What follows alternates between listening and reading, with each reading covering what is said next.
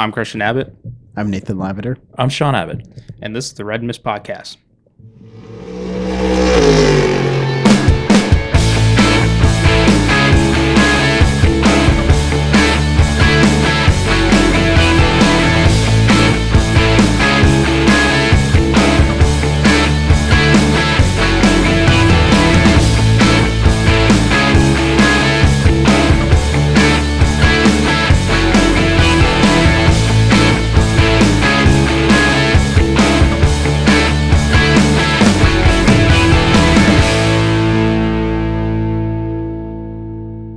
Hello, and welcome to episode 15 of the Red Mist Podcast. On today's episode, we'll talk about NASCAR at Michigan, Indycar in Music City, IMSA at Road America, and some other racing news from around the world that was breaking over the weekend and even today. So, welcome back, everybody. And Nate, from the Irish Hills of Michigan, we had we had NASCAR at the Michigan International Speedway. Yeah, no, and this is a really popular NASCAR track. I mean, this is traditionally like a fuel mileage race, as common NASCAR fans would call it, just because you see a lot of situations where cars are really stretching it out toward the green flag run at the end. And when we say a fuel mileage race, is that pre-stage racing? It was definitely pre-stage racing, okay. But I'm thinking of this kind of race because I remember some crazy finishes, such as 2009, where Mike Martin won that. I was able to watch the race. Actually, a role reversal this weekend for NASCAR. They actually put on a very good race, really competitive. There was one big accident middle stage one there after the competition yellow because of the weather delay. But honestly, that was just no one's fault. Honestly, that was just a racing incident. It was just a racing incident. I hate to say it. I mean, Austin Cindric did take a heavy hit into the. That was a heavy blow to the wall. Yeah, to the wall because it was kind of nose first. But other than that, that was really the biggest drama. But the rest of it, the rest of the drama happened on the racetrack, and it was, a lot of big drafting pushes, things like that. Folks that could lead the race were ones that could really kind of break away from the pack. Would you agree? Yes. I mean, well, and this was kind of shaping up to be a really interesting race because with this package that NASCAR brings, the cars have a lot more downforce than before and less horsepower, so you can really drive it in a corner, more so than previous years. And right away, Bubba Wallace, one of the drivers looking in to get into the playoffs, he scored his first pole. Yep. And he, like a lot of drivers, Ryan Blaney, Kevin Harvick, just a few names to think of that still need a win to get in. This was proving to be a wild card race before it even got started. That's right. And honestly, the way the race kind of broke out, I was surprised at how big the guys could get the big push, on the restarts, and that. I mean, it was amazing. As long as the guy whatever lane they were in, as long as the second guy stayed committed to that lane, they were able to get a big push and break away from whatever, whether it's the inside or the outside.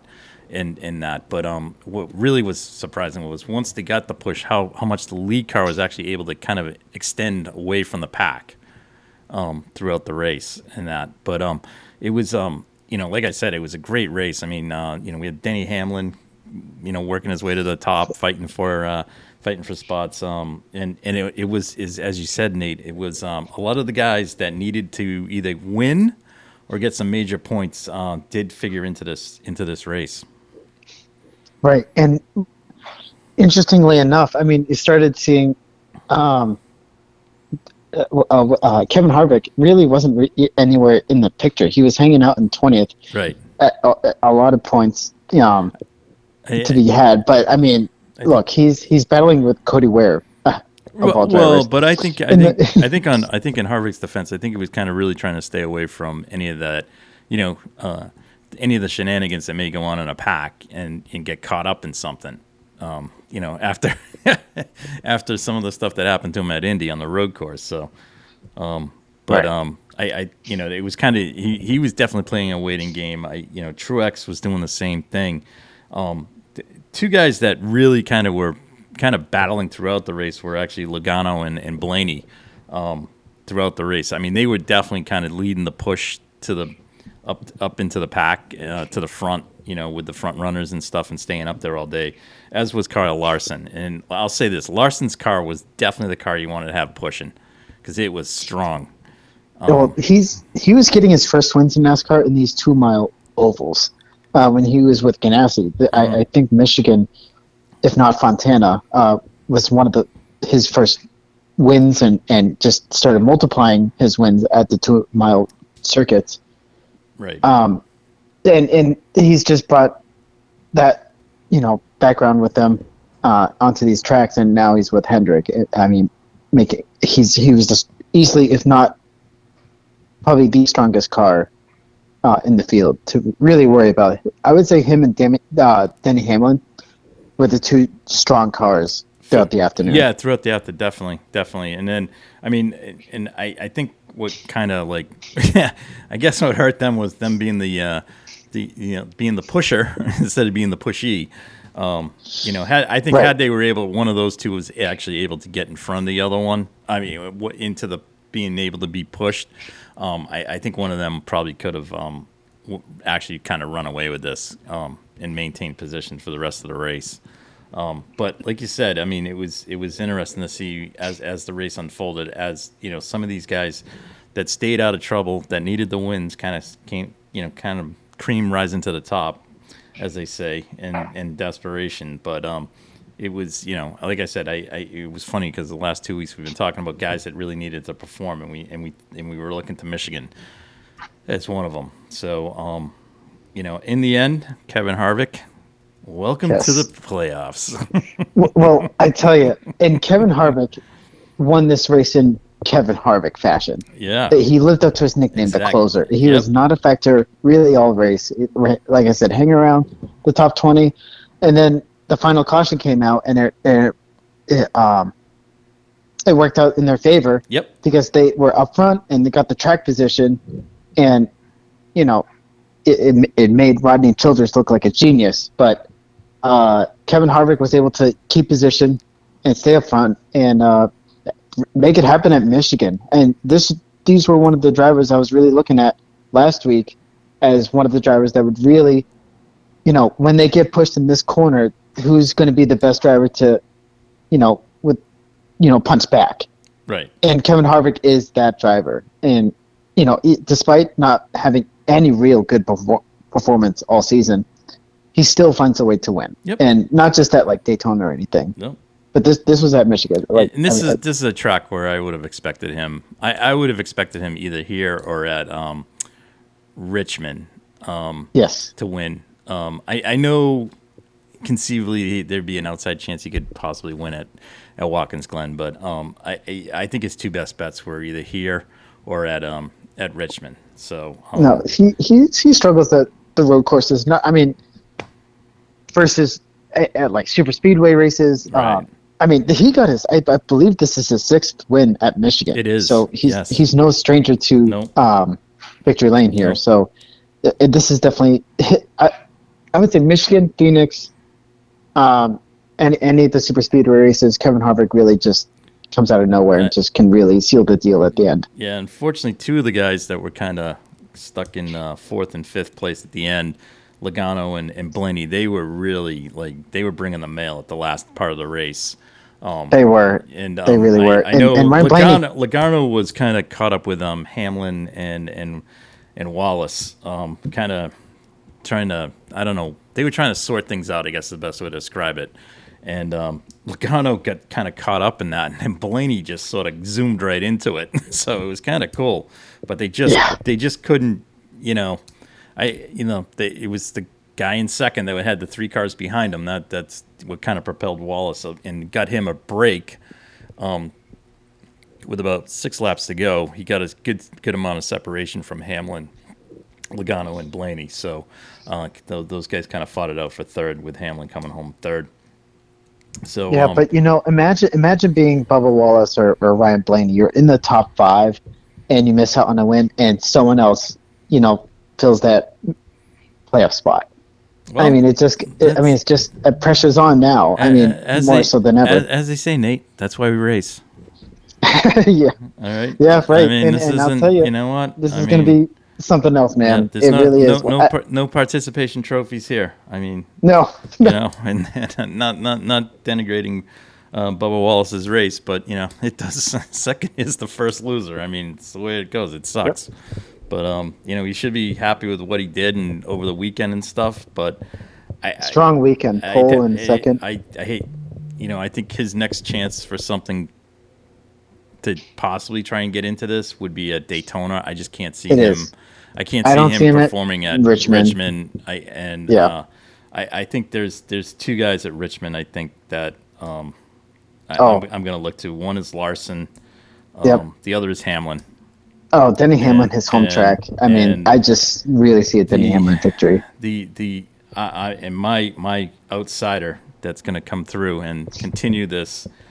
Well, it's going to come at the expense of Ryan Blaney, but unless he wins. But Martin Truex, I think he could pull something off here. So he's been really quiet, and he's someone that needs to win. Again, and he's good on these. Michigan. Yeah, they call it a high bank, but it's kind of progressive. And Richmond is kind of a. I don't want to say I hate saying it's a flat oval, but it's short track. It's a graduated oval. It's not a steep. It's not a high banks of like say Daytona or Talladega or Bristol. But again, you got to be smooth in, smooth off. So looking for those guys to do well. But it's shaping up. The unfortunate one that could get bounced right now is Blaney. And he's sitting there. He's in overall points. He's second with 728, but he could get bounced with a couple with another outsider picking a win up. That's a full timer. So I got to tell you something. I see a crazy situation like that could brew there. I mean, just there's 1 or 2 scenarios I can really think of. Like imagine someone that's like Denny Hamlin or someone that already has a win and they're leading the race just to try to get a win, and then you have a desperate driver in second trying to get in, such as Ryan Blaney, Bubba Wallace. Truex. I will say this: Truex is on the Gibbs team, right? Yes. So yeah, that could happen, but it wouldn't look good if Hamlin's leading and he kind of does the old, come on. Rubens, please give up the position. Oh, I know. I don't want to see that. I don't. And honestly, not in NASCAR. I don't think Truex will do it. So, anyways, but it's here we go. We had a nice race. Kind of, take away the stage race and stages. Again, it was a good NASCAR race. It was entertaining. There was a lot of passing and stuff, things like that. And I'd like to give a big go green, go white.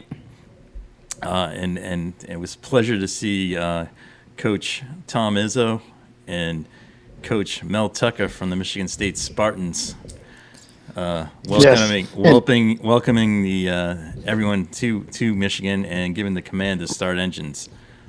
Just keep chopping. So that was fun. And Muddy had a nice paint scheme. And Josh Balicki, right? Yes. Not bad. The Spire Motorsports driver. Spire Motorsports. We'll get to them in a minute. Mm-hmm. Speaking of which. Where was it? 21st. No, where the heck was it? Oh, sorry. I was on the standings. Sorry. My bad. 21st. Still running. So that's good. So green, so that was cool to see. Yeah. Car did look good though. Yeah, they had a nice MSU wrap on there, and did they and the overalls looked did they nice get well. where'd they get those from the student teams? I'm surprised they didn't give them the Corvette overalls you guys had. those things need to be burned. Anyways, so Getting all right. nasty. So that'll. I don't have anything else, Nate. I didn't. Unfortunately, I was busy on Saturday and did not catch the Xfinity race. I don't know if you caught it. Me neither. All Yeah, right, it's okay. all right, Were the well, trucks at Michigan too, or were they somewhere else? No. I think actually it might have Get been it off truck weekend off. I don't know, but okay. anyways, I do think they reconvene at Richmond though. Yeah, that is their next race. Is that for the trucks as well? I think it's a complete weekend. Yeah, so trucks, Xfinity, and the Cup Series. Yeah. So exciting. I'm trying to find the schedule. Sorry. Yeah, it's It'll be a Richmond. fun weekend at Richmond. It's Richmond. So- all three series there? Yes, I don't know if it's all three. last I checked. Yeah. So that'll be fun. So that'll be good. Is the Richmond race Saturday night? No, Sunday. Sunday. Okay. That's too bad. It Good. is a full weekend. Is it? Trucks and then Xfinity. Didn't they used to run? Or On- do they run under the lights in Richmond? Or is it only one race now? No, trucks are under the lights. Trucks are under the lights on Friday. It's Friday. No. No, this is this is Saturday. Trucks is Saturday. I guess Maybe the Xfinity series not running. Well, Yeah, one's probably doesn't- racing no- in the day. no one's Xfinity. racing at night. No Xfinity this weekend. Oh, no Xfinity. Oh, okay. Weird. That's weird. right. I don't know. I'm trying to find the schedule. Yeah, no, I don't see Xfinity. All right. Hold on. Let's just double check this real quick. All right. Anything else in NASCAR? Well, we're looking for stuff. We had breaking news earlier today, and it involves Spire Motorsports. And and this is awesome news because it's getting crazy right now. Spire is gonna bring in one Mr. Mike Rocky Rockenfeller from Germany into the NASCAR series to run both the Roval at Charlotte, but better yet, to run at Watkins Glen. Yes. With the Kimster. This is awesome. Yeah. Now, do we know if the Russian Torpedo is going to be... He will be there. The Russian Torpedo is going to run at Watkins Glen? Yes, real? he is. He is? Are you serious? I think so.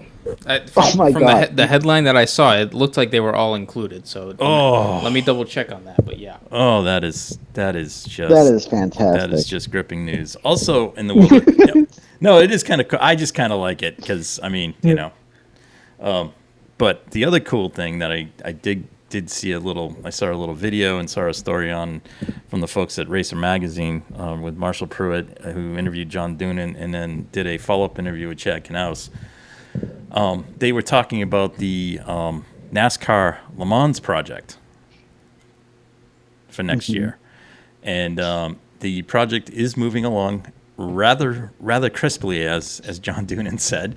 And this thing's gonna be crazy. But the thing that was most amazing was he was talking about the number of people from both NASCAR and sports cars, as well as some IndyCar guys trying to get into want to get a drive in this thing, and one of the test drivers actually, along with Jeff Gordon and Alex Bowman, has been Mike Rockenfeller. And now people are going to be like, well, how did Rockefeller get in on this? Well, he actually does drive for Action Express at times. And they Action Express is actually owned by Jim France. And Chad Knaus helps out when they run the 48 car, which is the Allied car, which Jimmy Johnson and Kumi Kobayashi run, along with Mike Conway. Yep. So Jim France is NASCAR. He runs it. But he is a huge sports car fan. He's always been. He's one of the biggest advocates of when we kind of had dual series back in the late 90s, 2000s. We had Grand Am. Grand Am was officially NASCAR. And AMS was run by Don Panos. When they kind of saw that it needed to converge, Jim France was actually the one that kind of led that charge and was the one that had the conversations to get that to happen, and then took those conversations to the FIA. So this project is it's pretty heady. So it's pretty cool what's going on. So who knows? Maybe there will be a NASCAR supercar like division. I don't know. At the 24 Hours of Le Mans, you know. I mean, Garage 56 is going to have a NASCAR next year. Yeah, at but Le Mans, so I mean, Garage 56 is just, that's just for specialty. Well, I shouldn't say specialty cars. It's for experimental. It's for technology. It's a prototype car. Eh, In however you want to view it. It's different than one of the most famous ones was the Delta Wing. Yes. And then one of the more, I guess one of the cooler ones is, and we saw this, was Frederick Sasso, who is seriously, he has no arms. He lost his arms and he lost his limbs to a viral infection. Mm-hmm.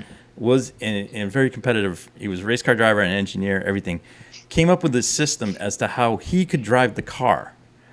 So you have to think about this. I mean, we all saw how Alex Zanardi got in and out of the BMW at Daytona, but this was, he entered a Garage 56 prototype and it was amazing, and we actually got to see this. It was crazy. Like, they had this harness that got him out of the car and stuff, and they finished the race, and it was one of the coolest things we saw on the podium because they finished the race, and they got the I don't know, the Medal of Courage for the race or something. I don't know, it was something cool, but it was awesome. But that's what Garage 56 is, and that's exactly where this is. Hopefully, after this, hydrogen car. Yeah, that's the big one. They're waiting on. That's one project that I'm really curious about. The car did appear at the Road to Le Mans, so NASCAR is definitely, I think, tapped into something here with what they're going to do with this. I think it's going to be really cool. So hopefully good things come. As long as my feeling is the car finishes, beats some of the GT3 cars, great. Yeah. See what happens. So fortunately, hopefully people just go, well, it didn't win outright. It wasn't going to win outright. I mean, it's like, it's not a prototype. I mean, so good on NASCAR, good on Hendrick. Hopefully, maybe, we can get a Ford and a Toyota in there maybe a couple of years out, and we have 3 NASCAR cars run. So I'd like to see that. So anyways, so that was big news. And then lastly, at the Roval, this is awesome. I'm so excited this happened. I know it's his first race in NASCAR, but Marco Andretti is coming to the Xfinity Series. This is so cool. I'm really looking forward to this. I think I like Marco. It's just I have it.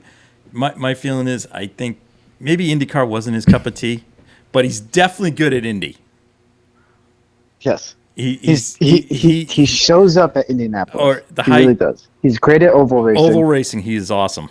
Okay, and he put on a show in SRX. Okay, and I give him credit. Right. I mean, it's amazing. I think he's really. I don't want to say missed it in NASCAR, but like really, I think Marco Andretti should have been in NASCAR way earlier. Yeah, but he could.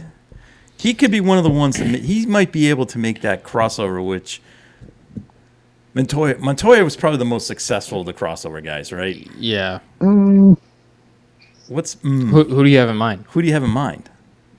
I mean, JPM was pretty good, but I feel like there was like another driver. Well, Tony Stewart. Yeah, but Tony Stewart. Well, no, because Tony's. I don't want to shut you down. An IndyCar champion, then NASCAR champion. But here's the thing: Tony Stewart's background was dirt oval racing. Okay. Okay, but you're talking IndyCar, NASCAR. Yeah, but I don't think Tony's more of a crossover in NASCAR. I think he's more of a crossover in IndyCar. So the IndyCar is more impressive. Even though he started in IndyCar first and went to NASCAR, I think his goal all along was to go to NASCAR. Yeah, but his background was dirt oval. And that's traditional NASCAR. Yeah, right? Well, it was back in the 50s and 60s. Right. IndyCar now it's so then you would say that IndyCar would be the front runner of that was Jeff Gordon. Right. Who basically everyone's like, oh, he's going to Indy, and he's like, nope, welcome to NASCAR. Yeah. So I mean, my personal opinion is, I think Marco could be I think Marco has a good chance of doing this. Yeah. Well. And hopefully I think it's a good idea to start on a road course. Yeah. Right. Because that's just the most difficult. Right. And then, in NASCAR. And then who knows from where. He definitely needs to run a season. I think he needs to run a season of Xfinity. You have to. For sure. Yeah. Either you got to run trucks or you got to run Xfinity. I guess with the Gen 3 cars now, I guess you got to go Xfinity because, do Xfinity and do some truck races. He needs to get some seat time. Right. But I definitely think he has. It seems like he has the knack on the ovals. Yeah. To he understands. For sure. Yeah. And he understands how aggressive you need to be in oval racing. He's had the 6 races in SRX. Right. And he became a champion there. And he was battling people such as poo SRX as kind of as an exhibition series. Well, there's a lot of good damn drivers in that series that race ovals. Yeah, you got Matt Kenseth, Ryan Newman, Tony Stewart. And then some of the wild card guys to come in, the local drivers that they bring in these guys aren't slouches. No. Okay? And you got Tony Stewart and Ryan Newman out there. Right. It's like on a short track, I got those two breathing down my neck. I mean, like Bobby Labonte. Bobby Labonte. Case in point, Bobby Labonte, the silent assassin. The only rule there is pretty much just don't wreck the car because Tony's preparing everything and it's a fun series and that's what he wants it to be. So he doesn't mind the bumping and running and stuff and all that crap. Yeah, He's all for that. Don't dump anyone. But don't put someone through the fence or something. Right. But so I'm all for this, and I'm excited to see this, and hopefully it's a thing to see Marco at least get somewhere, do something. I mean, he seems at peace with what he's doing, and if he's just showing up in Indy, I mean, heck. Look, he showed up 2 years ago, one race, and he stuffed it on the pole. So I mean, he's. Well, you know what I look at too. Like, I mean, I see the other part, and Sean, you brought this up earlier. I mean, maybe is this Andretti thinking of putting their energy to NASCAR? Who knows? They could be because it's right now. We honestly, no one knows where they're going with F1. Okay, as much as we got Toto out there, and we're going off on a tangent here. We should really get back, but Toto's out there making all these kind of derogatory statements and stuff. It's like Toto. I didn't realize that you ran the sport, but apparently he does. So whatever. Yeah, discussion for another day. Yeah, that's a discussion another day. And I have some. I think we all have some opinions on that, and we'll leave that up to the FIA and Liberty Media, to the owners of Formula One, to decide that. Yeah. But because ultimately hey, if something does turn like that, sure, why not? Yeah. Why wouldn't I see Andretti go there? Could I see him channels those funds and go sports car racing at a high level in LMDH, whether it's on the WEC stage or on the IMSA stage? Oh, definitely on the IMSA stage, and possibly with a crossover into NASCAR. I could see that. So sure enough, if Michael's smart, honestly, right. I mean, the amount of money that he's gonna put forward for an F1 team, he can take that money and go anywhere else in the world. Yeah, they have the money, and it's not the family money. This is This is through connections and cultivation and activation that Michael's doing, and this is definitely a passion project for him and his dad. Yeah. So, hopefully it happens. I think we all do because we all. I mean, there'd be nothing better than seeing.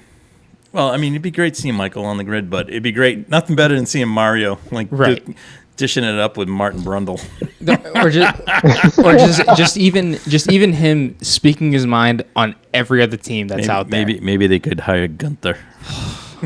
Oh, that'd be a dream. Hopefully Ferrari poaches him. I hope I don't know. Well, who knows? I think he's having more fun probably at Haas right now. No, but I think if Ferrari came, I think he'd go. So, yeah, probably. Anyways, but all right. So let's move on to the other series this weekend, and this was like, wow, talk about going role reversal. We had probably one of the most disgraceful NASCAR races in history take place at Indianapolis, meaning, I'll just stuff my car down to your inside and drive you and hit you, and there's no consequences. Well, the big machine Music City Grand Prix. The second running. Second running. I mean, I really want this to work because honestly, great city for it. Yeah. The bridge is a great idea. It's cool. It's cool. It's different. Yeah. But the rest of the track, it's got to be rethought. Yeah. Look, a street course, you're always going to have ifs. Because, look, my view on a street course is, okay, you can make a street course out of any place, and that's fine. But then you turn quickly into Formula E, and it's like, all right. Well, that's perfectly fine for cars like Formula E because you have a little bit reduced speed and you can make those passes, and they're small. Right. So, but once you get the speeds to be up at IndyCar and F1 level, this is where you need to have a definitive track. So one of the biggest problems at Monaco, the cars are too big for the track. Simple as that. Yes, the cars have gotten too big, outrageously large. But that's just due to the rules. And nothing to do with the track. There's very little Monaco can do. Yes. Okay. Yeah. Especially in today's form. Right. I don't really see them going and leveling buildings, which billionaires live in. No. The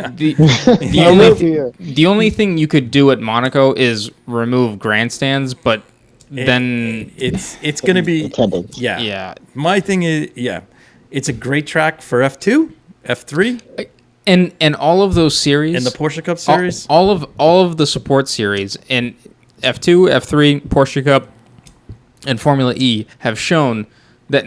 Formula E doesn't run on the weekend, but those but when they do series, run there. those series have shown you can pass there. Yeah. So the only thing that F1 has an issue with Monaco is the car size, is the width of the cars. Width of the car. So if you just bring the car size back down, then you can do it. But the car size has gotten wider because the regulations were, where they wanted to go.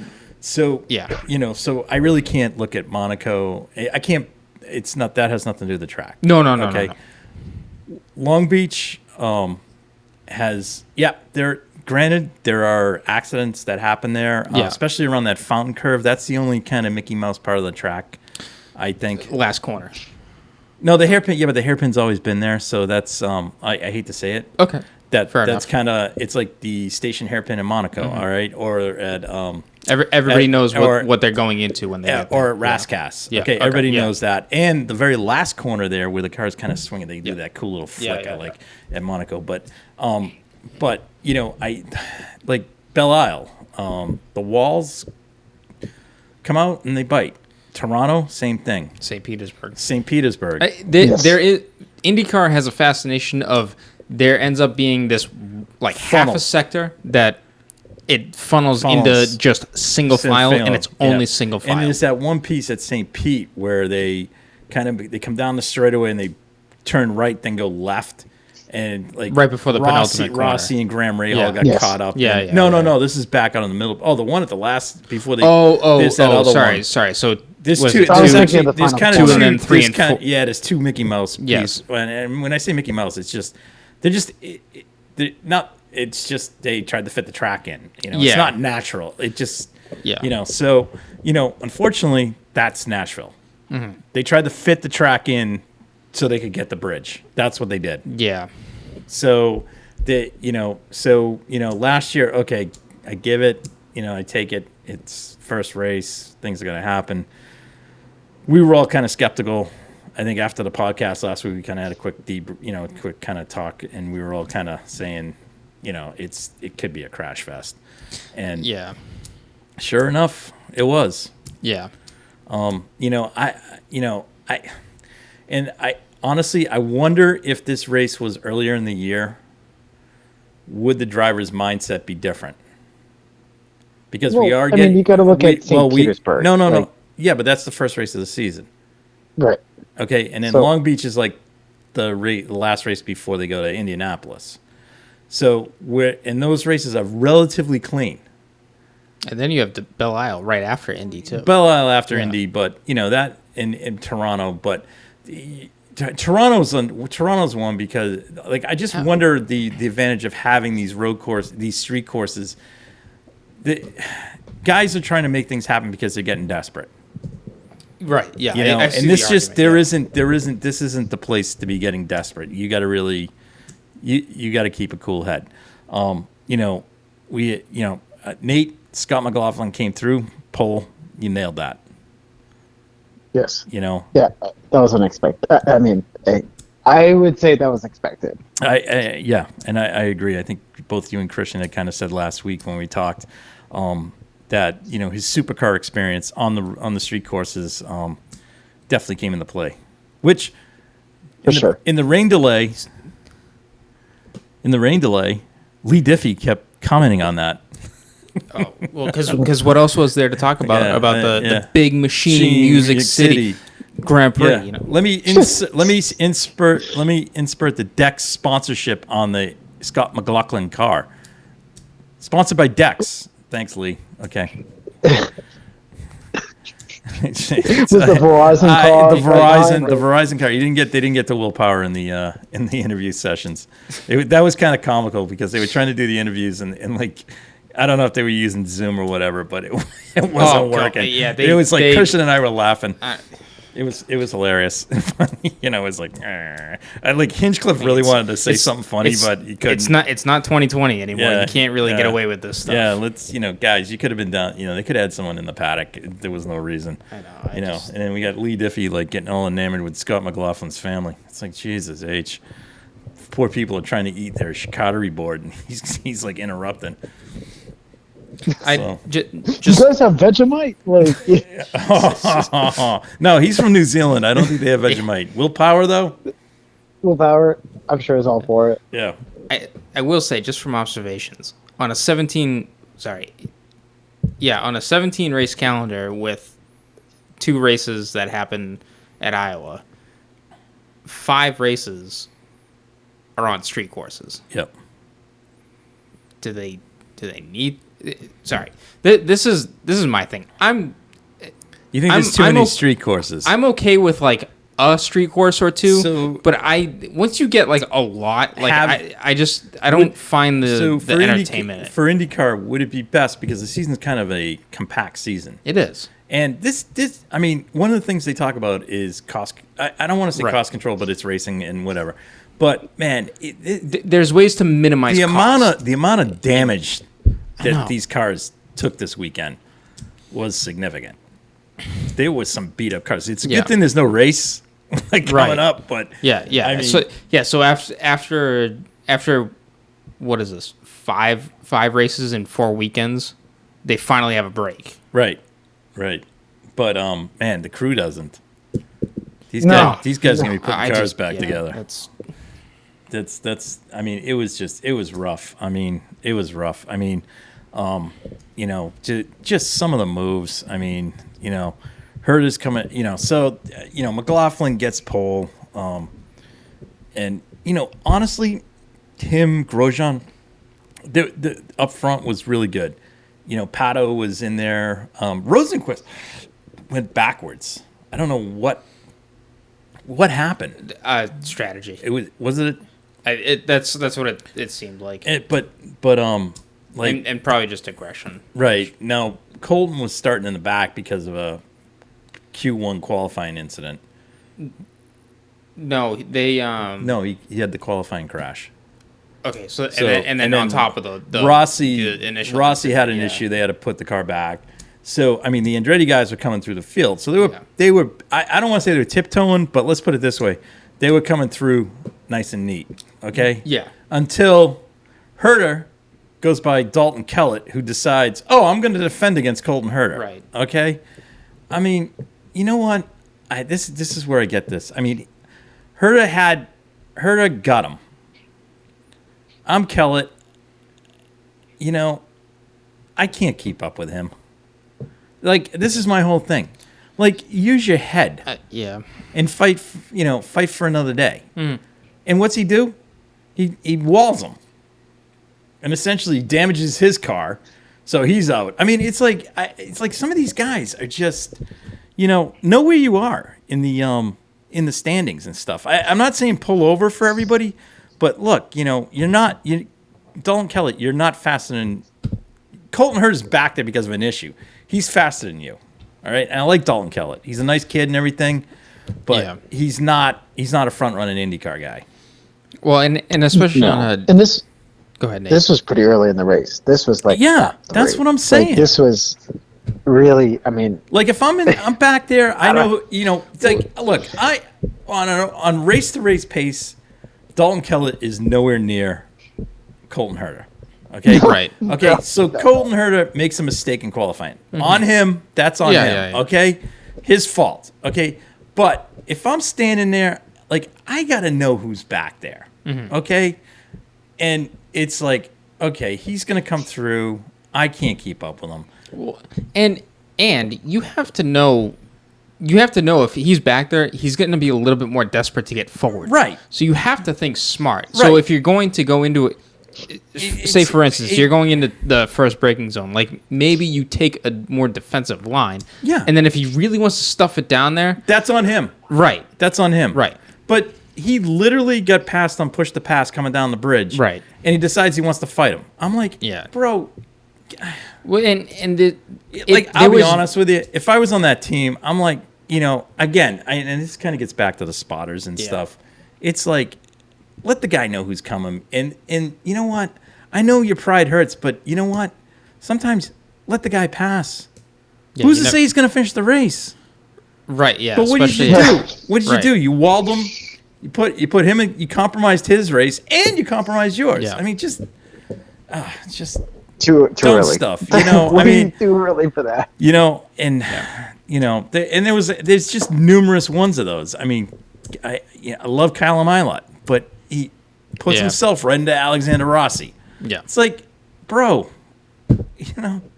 I have to say bro because they're all like 20-somethings. I mean, seriously. Yeah. And they say let's go all the time as well. Andy Lally will comment on that. What's he say? Let's go. What's let's go? What's let's go? Like let's go. Like when they win, like let's go. Yeah. Oh, is that who says that? Oh, Andy Lally's fully against it, but the younger generation when they come across the line, they're like, yeah, let's go. Oh, is that like is that like We Will Rise? No. That's like, oh man, these are the best fans. I got to give it up for you guys. You're the best. You're the best. Right. Yeah. Okay. Every city. That's what I thought about. Okay. Country. Jesus. Anyways, so I mean that we are the world. Yeah. Right. Okay. Anyways. Yeah. So that stuff's going on. Then, driver of the race at this point is David Malukas. Oh yeah. Yes. Okay. Yeah. And I'd even add Christian Lundgaard. Oh yes. He was there. Right. And what happens? Kyle Kirkwood. Am I watching NASCAR or IndyCar? What is that? Kyle Kirkwood. I'm going to Andretti. Yeah. And I got passed by a guy that I apparently don't think belongs in this sport or belongs in my league. And he passes me on the outside and then walls him. And like, if I was Maluk, I mean, God love him. I mean, seriously, I would have get out and I probably would have been banned from IndyCar. Like I would have punched his lights out. Seriously. You would have wrestled Botas? Neck snapped him. Yeah. Oh. Joey Chestnut style. All right, gotcha. Yeah. I mean, like, what was that? Yeah. He put him into the tire barriers. And that wasn't. Was that the first one of the day, or was that like the second? No, that was regardless. Late. That was later in the race. Regardless, yeah, that was because he had a hell of a run going. That turn was, I mean, the name of the game right there was just go too wide into the wall. You're right, but he got Kirkwood got beat to the corner. Yeah. And it's like, dude, you got caught. He took you, and he caught you napping going into the braking zone there. Yeah, and what do you do? But there were drivers on both the inside and the outside that messed that corner up and just caused way more caution than needed to be. It's like when you get past there, you can't fight for the position. He clearly was ahead of him. I mean, George Russell would have thought he was. Right. But Malukas was like had him, and he gets stuffed, and it was just like. Yeah. I'm sitting there. And then, Like, I forget if it was early, just prior to that. Hold on, I just want to check the. Yeah. No, because Taku was having another good race. Oh yeah. And Yeah.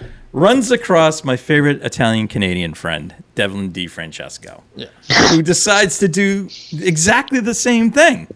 Right. Oh, Taku's passing me on the outside. He's got by me. Oh, I could fight back on the inside and walls him. I mean, like, Dale Coyne should mail the bill. Should mail the bill to Andretti. Yeah. I mean, seriously. Here's to here's that Andretti and invoice. Foyt. You know, here's the invoice. Oh, by the way, here's the invoice.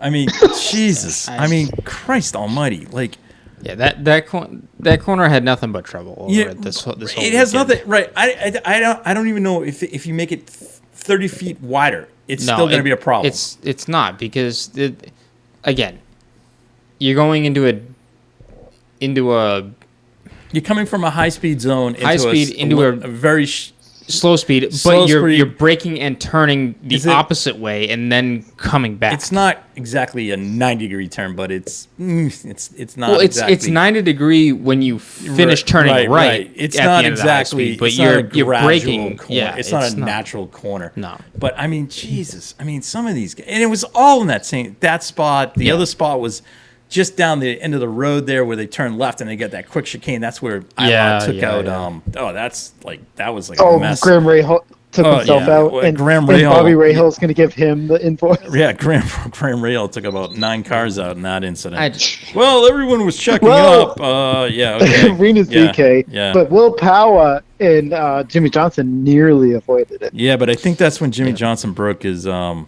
rear suspension, and they didn't know it. Oh, yeah. So because that's why he spun at the end of the race. The rear suspension broke. Yeah. Yep. I mean, here's a guy, another driver of the race right there. Another driver of the race. Yeah. Jimmy Johnson. Yeah. He held the strategy too. Stayed with it, and they kept with it, and it paid off. And then the suspension broke because he got caught up in something. Yeah. So I mean, that was amazing. But let's get to, as I like to call it, Bienvenue à Indycar. Joseph Newgarden v. Romain Grosjean. Versus the Phoenix. Okay, so, all right. Going to state this, and feel free to chime in. Yes, Grosjean has been a little rough this year. Hot-headed. Yeah, the Frenchman from within is coming out. Yes. And some of the stuff that we saw in Formula One has sort of started to translate over. Yeah. A little bit. And I think that's kind of bred out of frustration of what's going on inside at Andretti. Meaning, some of the... I like Alex Rossi, but he's kind of prickly. No, he is. Yeah, no, he is. Yeah. Okay? Yeah. He's very serious about what he does. Yes. But, his personality and Roman's probably doesn't get along. They may know each other from time in Europe and stuff like that. Whereas, Colton's like, I'll have another taco, and I'm still gonna beat all of you guys. Yeah. Anyways, provided the car stays together. But Newgarden, okay, he got beat clearly. Yeah. This is Malukas on Kirkwood. All right, Grosjean beat him. Turn 1 incident. Or 2, however it's defined. Was that 9? Isn't that 9 off the bridge? Or is that 1? I don't know. I can't. Oh, wait. I think because that's the start-finish line is in a different spot. Yeah, it's in a different spot. Anyways, don't worry about it. It's all right. You know what we're talking about. After the restart. It's when you come down the bridge. You come down the bridge break, and you make the left turn. Yeah.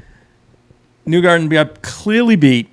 Granted, Joseph, we know you're in the points. We know it. And it's your hometown race because Lee Diffie had to tell us 8,000 times it's his hometown race. Yep. Decides that not today, Roman. No. And then he went 3 wide and then met Grosjean. Then decides to basically push him into the wall.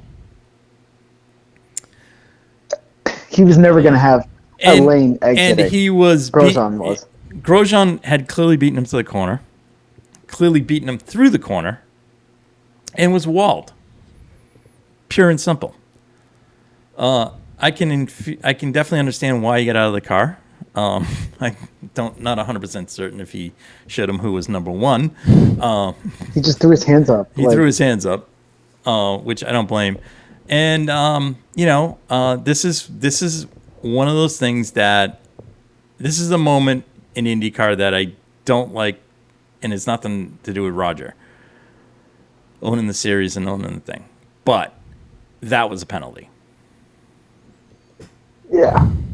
That was a penalty. There should have been a penalty. Both there. So if you're going to penalize that, then you need to penalize everything. I get the it. other ones. I agree. Yeah. I agree. Right. I agree. Yeah. I agree. But as the race was going on, Newgarden goes, meh, no one's got a penalty, so I'm going to do the same thing. This is where this mentality comes. Okay, so this means race controls. I hate to say it, soft. Yes. All right. Which, honestly, for IndyCar, I'm kind of shocked because they used to be very harsh. Yeah, because I was just thinking about Mid Ohio, where the standout one for me is Will Power on the opening lap. I mean, he sends it in like way later and makes contact and whatever. Right. But it is just like. But this is them. It's like, well, the fans have been here all day. We deserve a race. I'm like, dude, they don't deserve seeing guys. They deserve to see racing, not guys getting, cars pushed into the wall and team owners having to write checks for, because if you are strict about it, then none of the crap happens. You end up with a race that is exactly in a timely manner and no BS versus a race that you have a couple of restarts with a ton of caution and parade laps. And that's not a race. Well, the running joke was that Oriol Silva actually was your lap leader in the pace car. Yes, he was. And he even said that post-race. Yeah. So, I mean, it was just, was... Anytime the pace car can rival most laps led is not that great of a race. That was, No. That's just my opinion. I hate cautions and the amount of times they suck up. Yeah. Because especially watching sports car racing where you have a 45-minute sprint race and then 30 minutes of it gets taken up by caution time. By caution time. I understand safety being the number one priority, but driving standards needs to be at the top of that list. Right. Of how to solve that issue. And this is across the board. And this is something series. When we get to the kind of the slower part of the season, we're going to definitely come back, and we've talked about having a show on this because there was plenty of that crap that went on in IMSA this weekend. But, and then Newgarden has the stones after he gets out of the car to go, well, welcome to IndyCar. I'm like, dude, if that was you that got put into the wall, you would, your hair would have been, your perfect hair would have been on fire. Right. I mean, come on. That was, I get it. Grosjean's not been, exactly playing nice. Whatever. He's the new kid on the block, whatever. Second year, it's like he's trying to establish himself. I get it. It's his first year with IndyCar, so whatever. I mean, with the Andretti, but man, that was brutal. But that led to Christian and I started laughing. Mr. Consistency, and oh, by the way, it's championship season. Yep, Scott Dixon to arrive on the scene. And what did he do? He led the wire. He took it the rest of the way home and won, and is now. He's now second all time on the wins list in IndyCar. Second all time on the wins list. Yep, by himself.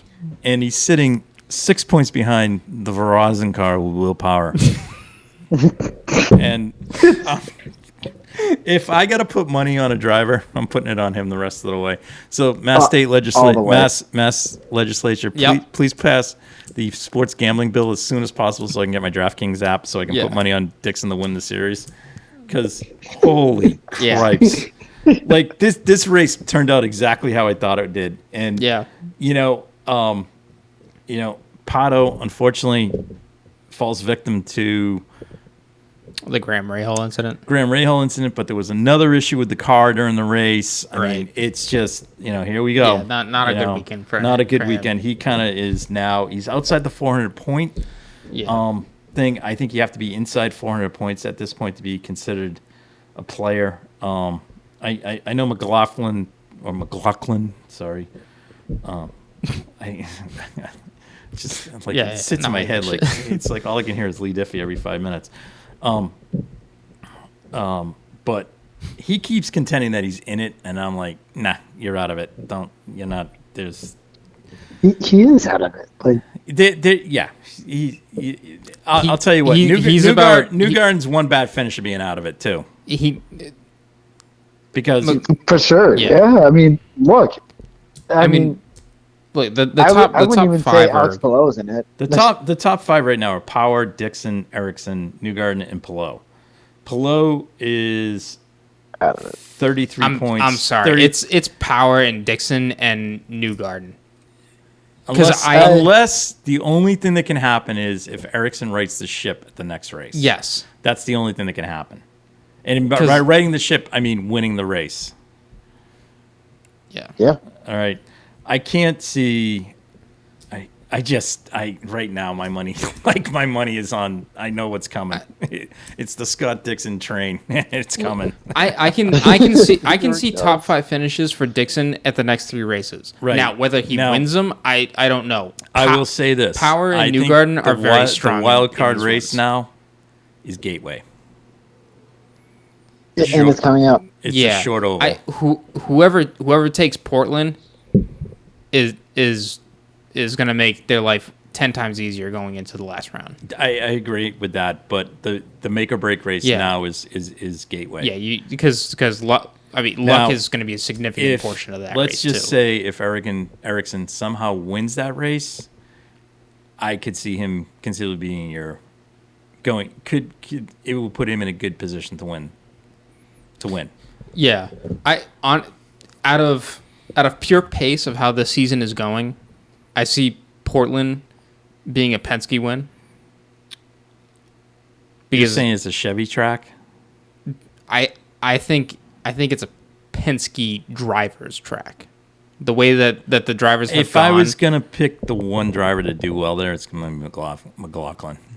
Yeah. Well, I just because again, because it's not like Will Power did terrible this race either. But too. Can Dixon win there? What's the track record for him there? Do you know? For Gateway? No, for Dixon at Portland. Because Gateway is is kind of a not a toss up race, but that is your like my dad said, a wild card race. Like you can kind of have more luck on your side there, whereas Portland and Laguna, that's more outright pace than anything. Hold on, I'm looking it up right now. Well, because there was one year Marco Andretti flipped over and Scott Dixon was involved in that. Oh, yeah. And he came back to finish 4th. So he's finished 2021, he finished 3rd. We're somewhere in the top 5, I think. Hold on, I'm looking. When did they go back to Portland? September 4th. Oh, they didn't go in 2020. Oh no, did they go in 2020? I don't think so. Oh, you know what? You might be right, actually. That was it? I thought they went during COVID, but they didn't. Alex Palou has won it. Yeah. Portland, but I don't think you know what? Dixon has. Portland is not the next race. Gateway is the next race. Right. So let's focus on that. So we can get back to Portland. Joseph Newgarden will be strong there. At Gateway. At Gateway. Gateway. Yes, at Gateway. Yeah. Yeah. Because look, what's going to happen is, what's happened before actually.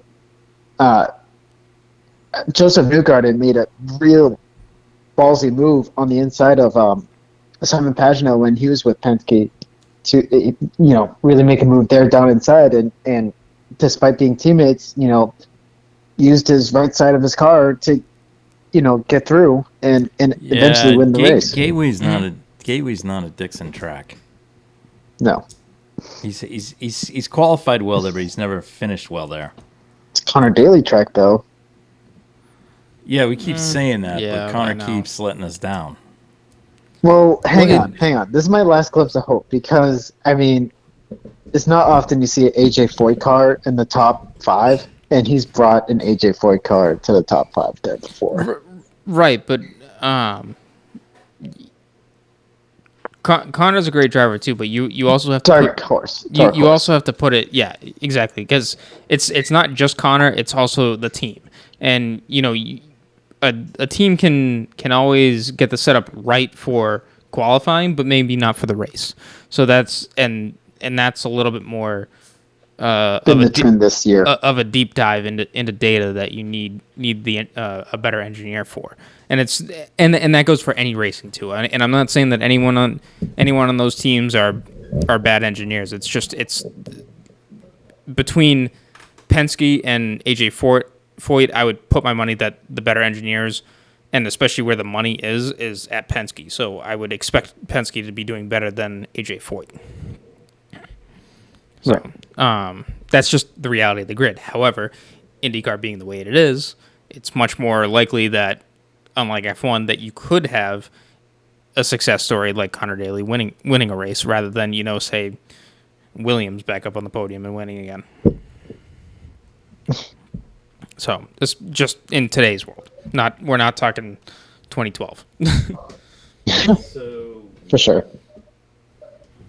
So August 20th. Of this year. Yep, is when we're at Gateway. Yep. All right.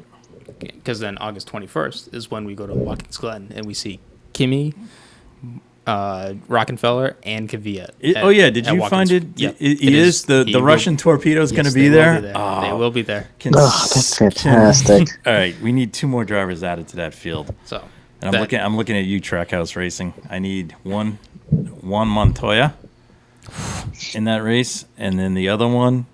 And this is a blast from the past. Pastor Maldonado.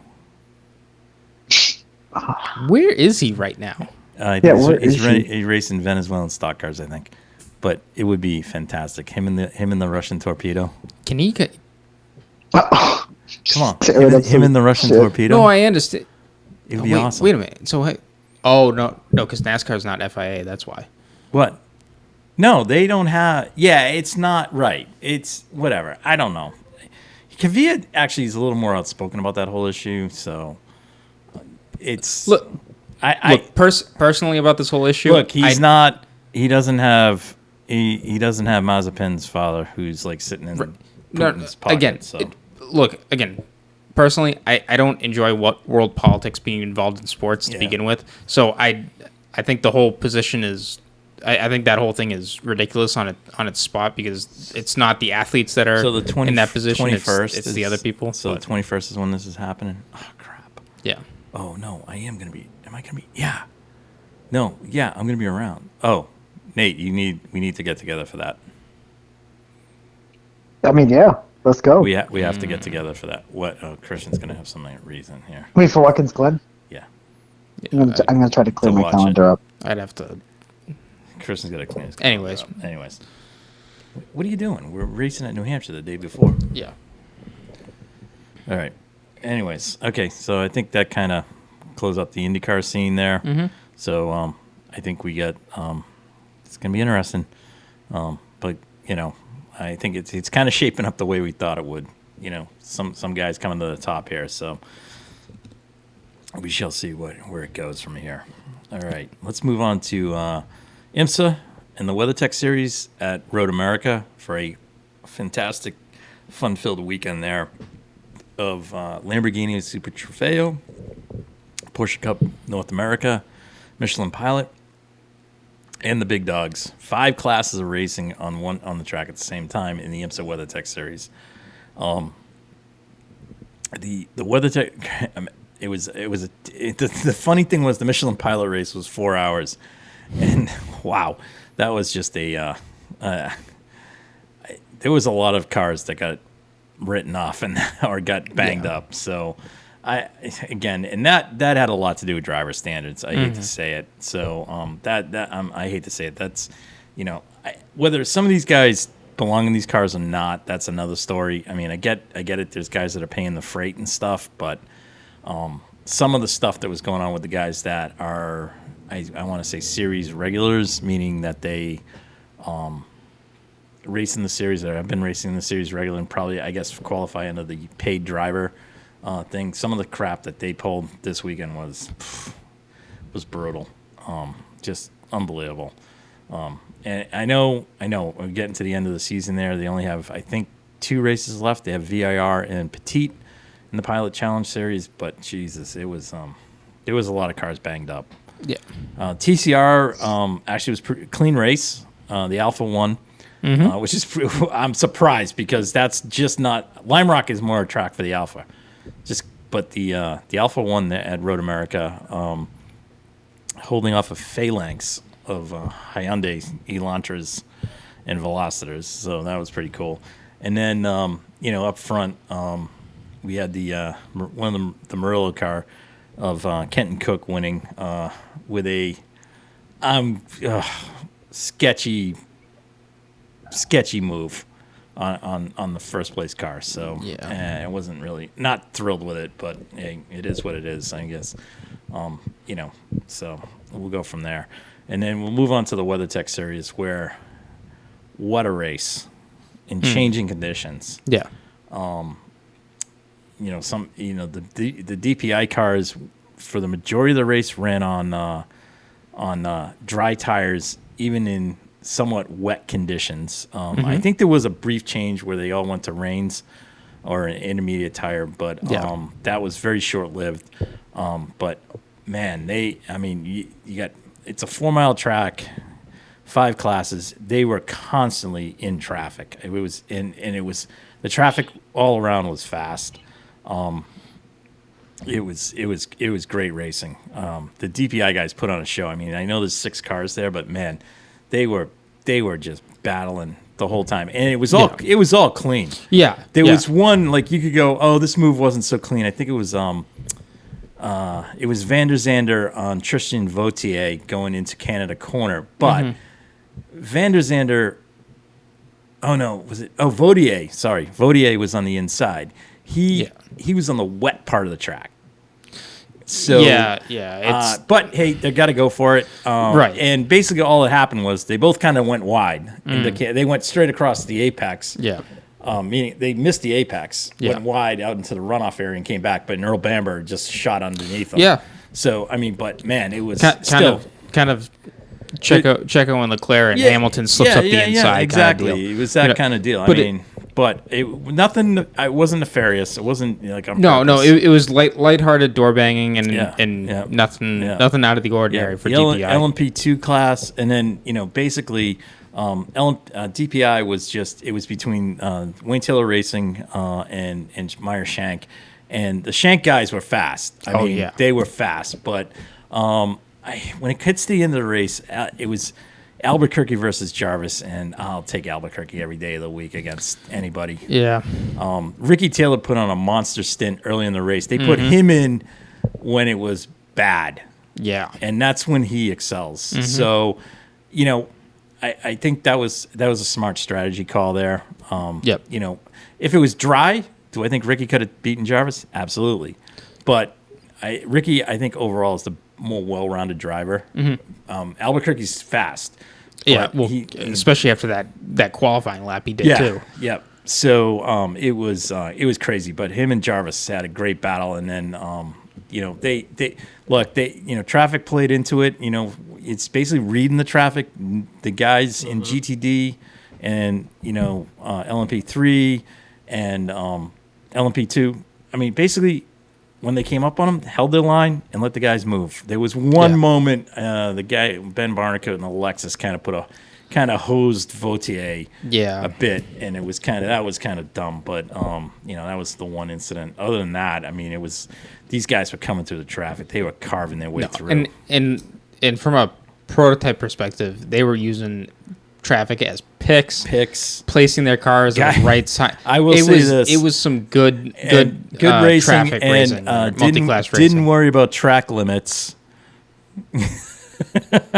Look, in most of the American tracks, you do not. I can count on my hand how many tracks you have to worry about track limits. Albuquerque put on a move. Oh yeah, in the dirt, which was amazing. So I mean, good stuff. I mean, it's like, look, hey, he goes in the dirt.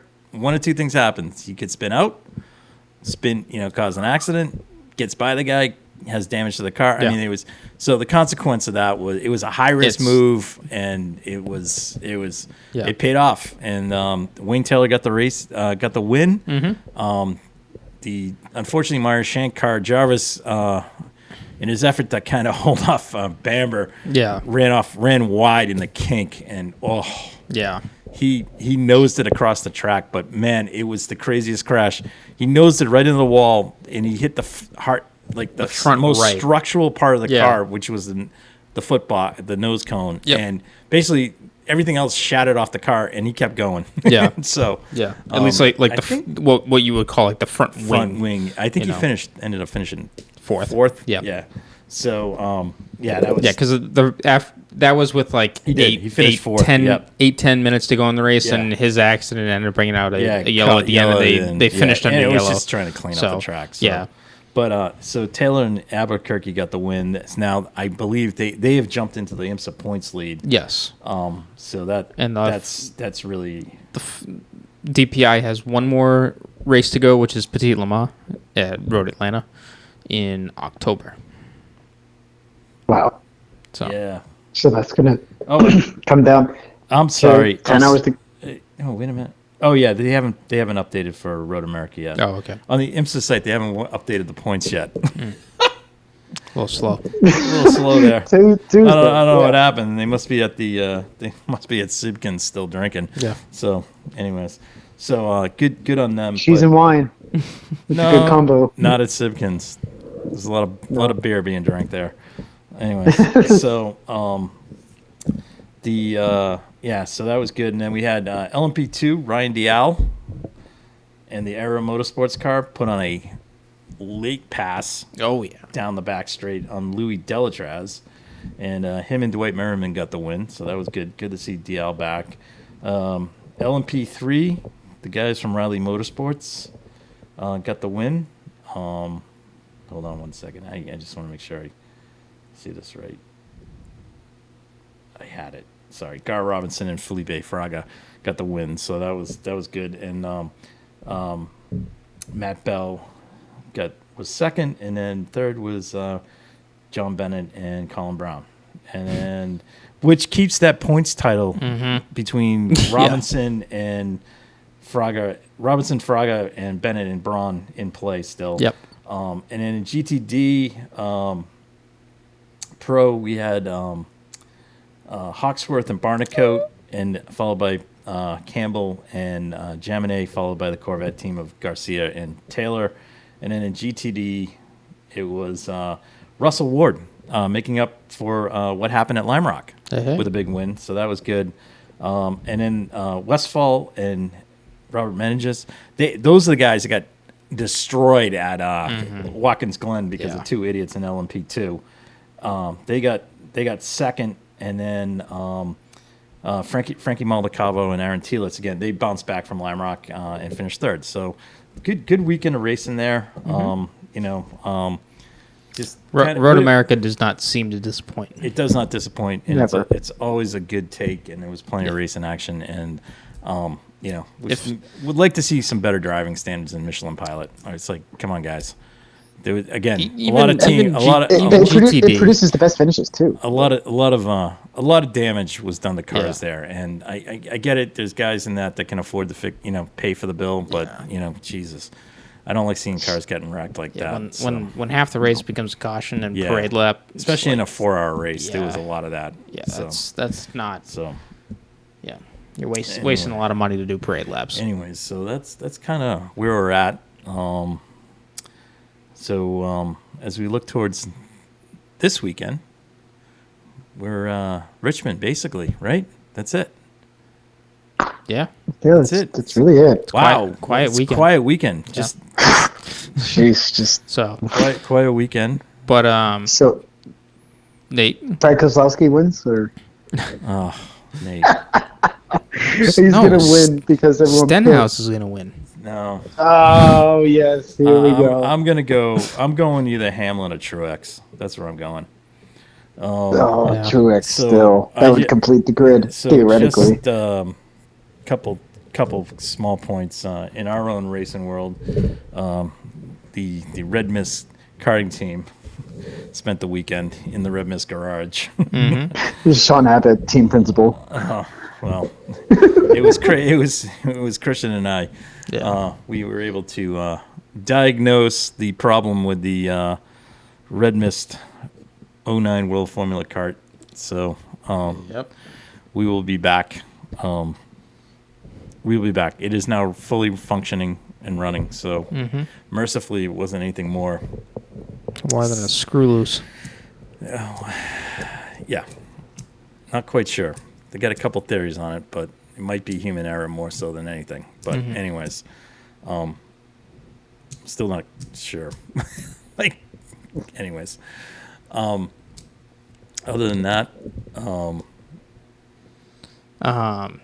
yeah. So then next week, for next week's podcast, plan is to discuss driver markets, because next week, considering we only have one series really to talk about, we're looking at discussing what the F1 and IndyCar driver markets look like. That'll be a great topic. I think to the discuss. just real quick on the IndyCar one, I think that's just kind of predicated on one thing right now. Yeah. Yeah. Alex Below. Yeah. Yeah. We're gonna try. Are we gonna have a first potential? domino We that's gonna have gonna any? fall. We gonna have any guests on this? We can have guests. We can always have For this? guests. I mean- no. I meant for the driver market show. Guests. Yeah. Who are we thinking? Well, F1. Well, if you want to be in the podcast, reach out to one of us. Yeah. Well, Gomesy would be good for driver market Look, stuff. look. We have our stronger connections than Yeah. others, but if you really want to chime in, Right. let us know and we'll make it happen. We'll make it happen. And then what else? Yeah. So and then no racing activity for you, Nate. No, not yet. I mean, All right. I'm back on iRacing more than ever. I was gonna it's say, about time. Other than the esports takeover, Back that's about it. in the basement. Everyone's back in the basement racing. Okay. Yeah. Although you guys put on, I caught that one that you asked me to watch, which was the Indy GP. Yeah, What's that? The Touring Kart Championship? What do Yeah. you guys? Yes. Yeah, iRacing Touring Kart series. Esports. Yeah. So I caught that race. That was good. That was an interesting finish. you didn't watch our Oh, last week's race at Christian. Fontana? No, I watched the 6 hours that turned into the 12 hours at Imola. Tuned in for that. Oh, God. You know what? Yeah, We got some good safety rating. hey, but between iRating. I'll tell you what, I tuned into that, Yeah. I want to see how you were doing because Yeah. we were gonna get together later in the day, and you were like, "Oh yeah, no problem. Mike's gonna finish the thing," and I flip it on. You guys had just started 5 minutes in. Oh, yeah. And I look at the clock, and it says 11:55 left, and I'm going, no. "Is this right?" Yeah. Long story Right. short, we thought this was a 6 hours. miscalculated our time. And three educated people, couldn't do Right. math and found out that it was a 12-hour Right. race rather than a 6. So but you know what? We did 6 hours. We called it a day and had some good driving in there. So Oh, that's awesome. Good track time. yeah. Yep. Anyways, so one Shout out to Mike Berg. Mike Berg. Yeah, So- Mike Berg, yes. Yeah. So I have, and Nate actually was. Did you catch the podcast, the Dale Jr. podcast? Which episode? But the one I'm going to talk about the book. I don't want to give it away yet. Oh, no, I haven't. Oh, you yet. haven't. It's a two-parter No. though. It's really good. So I've been waiting for this book to come out for a while, and being a product of watching IMSA in the late 70s, early 80s, and kind of the shenanigans that went on in sports car racing in the 80s in IMSA, and led to IMSA moving from being the International Motorsports Association to being the International Marijuana Smuggling Association. I've been waiting for this book to come out for a long time, and it's called Survival of the Fastest, subtitle Weed, Speed, and the 1980s Drug Scandal That Shocked the Sports World. Randy Lanier. Now, I'm going to just tell you, this book is fantastic. Yeah. It's written by A.J. Baim, and A.J. wrote for you folks that like Ford versus Ferrari. He's written a few others, especially about the Ford versus Ferrari thing, but Ford versus Ferrari that became the movie. A.J.'s book was the premise for that. He wrote this book, helped Randy write this book, and it's great. And Randy's been making the tour of podcasts. But the breakthrough podcast that he did was about 3-4 years ago. It was actually like a year and a half after he got out of prison. Yeah. Was with Dinner Races with Ryan Eversley and Sean Heckman, and they got him, and it was the podcast was awesome. It was like crazy, and like I didn't realize like the story. Well, I shouldn't say the story, but what Randy offered up in that matches exactly what's in the book, and it's great stuff because. It just shows the extent. Like, he was smuggling weed. That's all he was doing. Okay, we're not talking about it wasn't cocaine, wasn't anything else. It was just weed. The amount of weed and the extent that these guys would go to bring loads of weed in was amazing, and the amount of money that they made was crazy. And when you flip it down to the guys below, like Randy was definitely, I think, the bit of the racing smugglers. Randy definitely was the kingpin of them all. And I don't want to use I don't want to use the word kingpin because that's what he got thrown in jail for. But he got thrown in for the kingpin rules. But Randy definitely was the number one smuggler. All right, and he might have been the number one smuggler in the country. The Whittingtons definitely were hooked up with Randy in some ways and doing stuff on their own. Not, they were doing enough to fund the racing. There were a couple other guys, Marty Hines, who was kind of same area of Florida. The other one that was probably, well, I don't want to say the most notorious, but also at the same point the most, I think, troublesome one in many ways was the Pauls, and in particular John Paul Sr., who kind of roped his kid, John Paul Jr., into it. And Jr. was definitely a wonder kid in racing, and I'd seen him race a number of times. Saw him win his first IMSA race at Lime Rock. The kid was fast. I mean, he won in Indycar. He won in Daytona 24 Hours twice. He finished second at Le Mans, basically driving a car solo there because the driver got sick. But his career got derailed because of his dad, who, not just because he was smuggling, but decided we'll add an element of violence to this and tried to kill people, and is now on the lam because a couple of women have gone missing that have been associated with him. So he's out there in some other sphere. But Randy had run-ins with John Paul Sr., both at the track and in prison. So, and it's all in the book. It's great stuff. The book's awesome. He was on the Dale Jr. podcast last Monday. A week ago Monday. I was going to say it's pretty recent. Yeah, it was last week's episode, not this week. And but it turned into a 2-part episode. It was amazing. Dale Jr. and Mike Davis did a great job interviewing Randy and that. And Jr. was great because he was bringing up Gary Ballou, who was a NASCAR ASA champ who got basically the same thing. He got busted for smuggling too. So I mean, again, we're talking. I know it's like we're talking weed, but I mean, I'm fascinated by it because it's like a little bit of, going racing. How do you fund it, and stuff. And I'll be honest with you. I was, we just being a fan, and then in that era, but then being a fan with people that were in touch with the race side of racing, and realizing, oh yeah, these guys don't have sponsors. Right? How did they fund this? Seeing and this a little bit more. It was Randy's out there going, I rent jet skis, and I'm going, you're renting jet skis at $30 an hour, and you're doing this? I mean, no, there's something else. Yeah. But like John Paul Sr. he was an investment manager.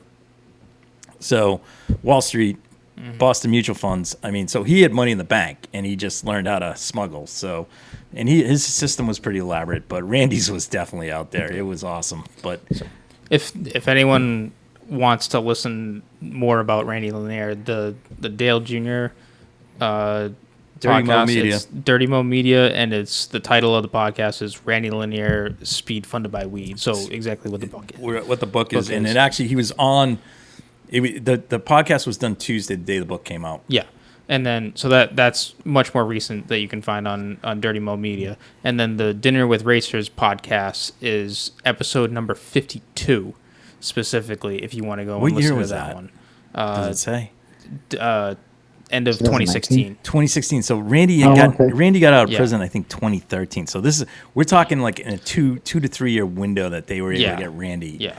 And it was really good, and that kind of dovetailed off of the same of an episode just prior to that they did with Don Whittington of the Whittington Brothers. So it was some great stuff. I mean, Sean and Ryan did a great job on both of those interviews. And then Don Whittington's episode is the episode right before number 51. 51. So 51 and 52, Don Whittington and Randy Lanier. So if you want to listen about this. And then the other thing is... stuff in IMSA, this is what you want. Randy was featured in the Netflix series Bad Boys or Bad Sports that came out last year. And I think it was like episode 1 or... It was like one of the first 3 episodes of that, and that was again well done. Yeah. I'd love to see a document. Like I hope the movie's a documentary, but I don't know. I mean, if they do it, I mean, you've from just hearing the stories, it's crazy. You think it's straight out of Hollywood. Yeah, and it's not real. Yeah, it's like Miami Vice goes motor racing, right? And at some point, if you wanted, not the glitzy Miami Vice. Yeah. like there were some dark Miami Vice episodes, but it was. But it was the good times in South Florida. It was good stuff. But the book it's a great read. It's really fast read. I read most of it last weekend. I just have about 60 pages left, so. Definitely worth picking up. You can get it off Amazon. They'll get it to you like next day. I literally was waiting for it the next day when it showed up. So, but great stuff. Good read. Hey, just kind of a little bit of pirate, a little bit of racing. So it was good. Yeah. So, anyways, so that's kind of our literary and stuff. And anyways, I think on that note, Nate, anything on your end? Prediction for NASCAR next weekend? No, I definitely can't wait to have a read at that book. I'm gonna get it myself on Amazon and spend my brain on that. Learn about Randy. And your pick for Richmond? Well, Richmond, the safest bet is going to be Denny Hamlin. I mean, with no practice, no qualifying, no whatever. I mean, the numbers just really point at Denny Hamlin to win this weekend at Richmond. There is no practice, no qualifying. I mean, if you're thinking, no. I'm not. I'm going at it. I'm looking at it as if there's no just going into it, rolling off the truck. Got you. Right off, yeah. Got you. Rolling off the truck. That's the best way to put it. I'm gonna go Truex or Blaney. Yeah, I guess Truex would be probably the best one, but I'll stick with Stenhouse. I'll just go for a wild card. I have no idea. I have no idea about NASCAR. It's not one of my fan favorites, and all the people that were the legends that I grew up with are now out. So I shouldn't say now are out, but except Kevin Harvick. I mean, the only thing that's got me hooked this year is this whole. If you win, you're in. Right. Yeah. I just want to see chaos in the law. Every time I will say this. Every time I watch a race, and then it's like I have to watch that. There's a total lap count, and then there's a stage lap count. I'm going. This is just dumb. Yeah. Dumb.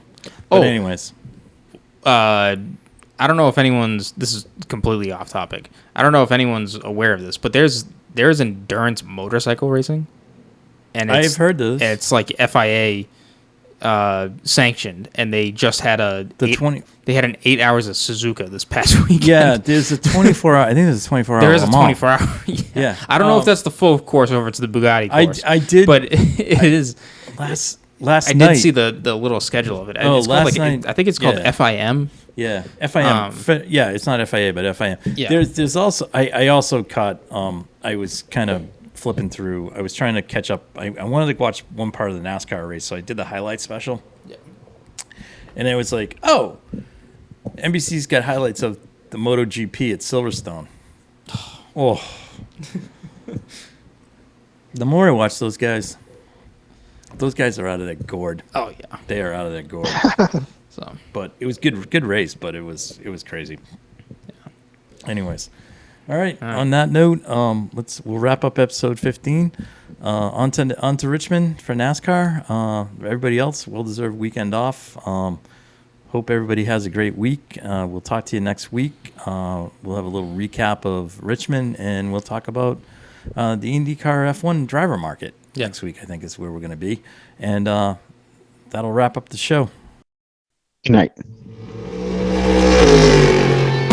thank you guys for listening to the Red Mist Podcast, hosted by Christian Abbott, Sean Abbott, and Nathan Lavin. It's produced by Christian Abbott, and music is by Alex Wart and Harrison Tate.